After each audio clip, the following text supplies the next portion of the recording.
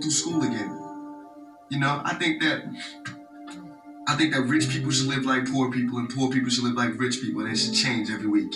Our relationship was really a relationship that we searched for knowledge, you know, we explored together. And I'll just tell you a book right now, you know, it's been around for a long time. It's called Ponder on This. The stuff we were exploring together, food for thought, alignment, the ancient mysteries, astrology, the Buddha, challenge, Christ, the impact of color, our state of consciousness, medicine, the moon, the occult teachings, Rajneesh, telepathy, the Kabbalah, the Tibetan Book of the Dead. He read Roots a number of times. Taylor Chardin, The Phenomenon of Man.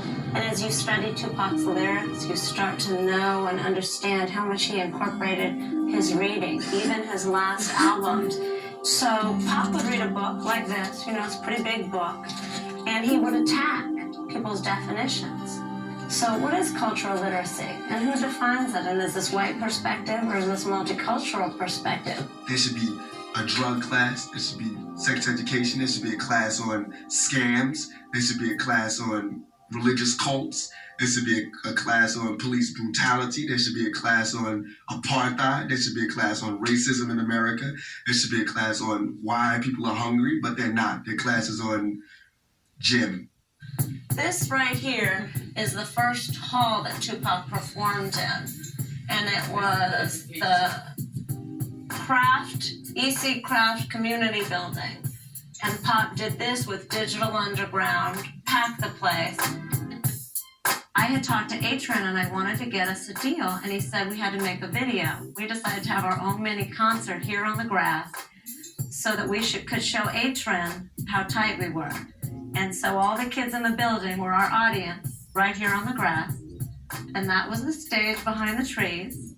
And we had the Strictly Dope show.